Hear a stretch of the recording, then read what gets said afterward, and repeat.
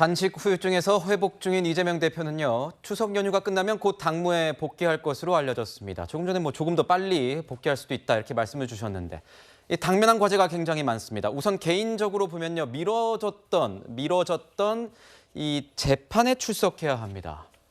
세계 재판을 진행하게 되면 주 3회 출석을 해야 된다.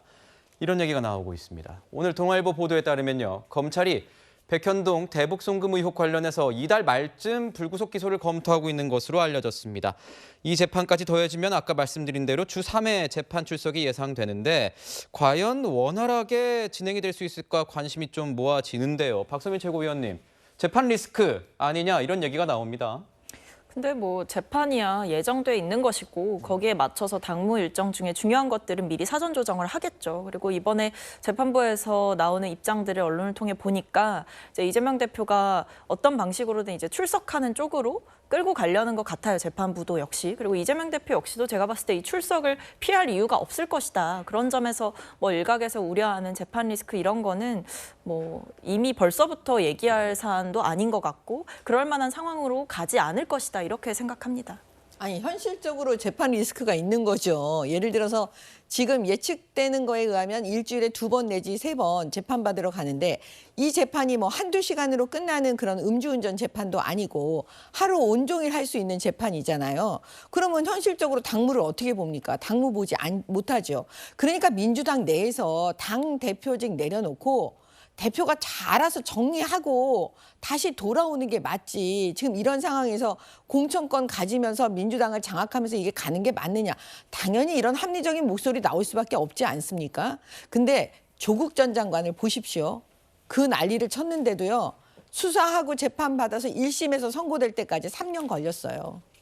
그래서 온 국민이 다 피곤합니다. 이재명 대표요, 줄줄이 지금 이제 재판 받으시는데 이것도 한 2, 3년 걸리지 않을까요? 그래서 그 부분에 대해서 과연 정치인이 국민들께 이렇게 피로감을 주면서 이렇게 질질 끌면서 가는 게 맞느냐.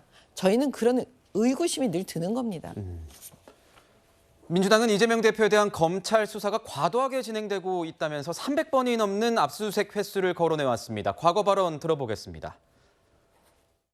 지난 1년 6개월 동안 이재명 대표 한 명을 마녀 사냥하듯이 정해놓고 370여 회의 압수수색과 60여 명의 검사를 투입해서 탈탈 털어왔습니다. 300번이 넘게 야당 탄압, 정적 제거용 압수수색을 했습니다. 그러나 이재명 대표가 1,000원짜리 한 장 돈을 먹었다는 똑 떨어지는 증거는 아직도 찾지 못했나 봅니다. 376건의 압수수색을 하고 수백 명을 조사하고서도 물증을 찾지 못했다면 애초부터 조작된 것이라는 증거입니다. 네, 검찰이 추석 연휴 중에 이례적으로 입장문까지 내고 압수수색은 36차례, 36차례에 불과하다면서 이 정확한 수치를 제시했습니다. 한쪽에서는 376번이다. 한쪽에서는 36번이다. 10배 넘게 차이가 납니다. 단순 착오라고 할 수 있을지 차이가 나도 너무 나긴 하는데 또 조기현 우리 부위원장님께 여쭤보고 싶은 건 저도 법조 기자를 좀 했는데 이런 사건 같은 경우에는 사마다 다르겠지만 주거지에 대한 압수수색 같은 거는 하는데 지금 보면 자택이나 당대표 사무실, 의원실 같은 거는 우리가 영장 넣어서 반려가 된 건지 기각이 된 건지 아니면은 아예 처음부터 영장 안 넣었는지 모르겠지만 압수수색은 이루어지지 않았다. 그럼에도 불구하고 36번 했다. 이렇게 얘기가 나오는 거예요.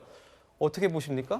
글쎄요, 주거지 압수수색이 이루어지지 않은 이유에 대해서는 제가 사실관계 확인은 못했습니다만 두 가지 경우가 있습니다. 실제 이 사건들이 오래된 사건들이기 때문에 실제 자택에 관련 증거가 있지 않을 가능성이 높고요. 그러면 아마 법원에서 그곳을 압수수색지로 지정을 했다고 하더라도 이 영장을 발부하는 과정에서 삭제했을 가능성도 있고요. 검찰이 아예 필요성이 없다고 해서 뺐을 가능성도 있습니다. 이제 그런 문제가 있고요.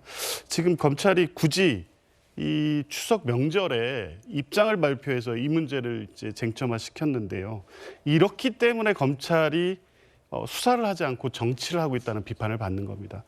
이유는 뻔하죠. 왜냐하면 추석 명절 직전에 영장이 기각됐습니다. 검찰의 무리한 수사라는 어떤 추석 여론이 형성되는 게 두려웠겠죠. 그래서 이런 방식으로 일종의 숫자를 가지고 이제 입장을 낸 건데요. 네.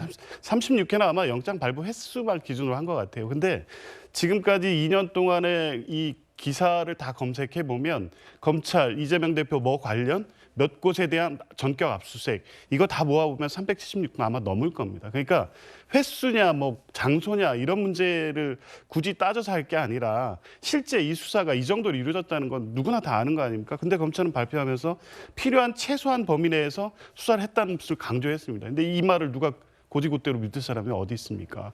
장소 36개냐 376곳이냐의 문제를 떠나서 검찰의 무리한 수사였다는 점이 확인되는 것을 어떻게든 막아보기 위한 것이었다. 저는 그렇게 봤습니다. 지금 보면 이 횟수를 세는 기준을 어디에 두느냐에 따라서 차이가 많이 난다는 것 같은데 국민의힘에서는 여기에 대해서 압수수색 획수 조작 논란까지 지금 이렇게 얘기를 하고 있는 것 같은데 아니 어떻게 보세요? 376대 36 이 상황. 아니 그러니까 제가 사실은 이제 방송에 나오면서 한 2, 3개월 된 것 같아요. 민주당 쪽에서 늘 뭐라고 얘기를 하냐면 이재명 대표 뭐 압수수색 300번 넘게 했다. 또 누구는 400번 정도 했다.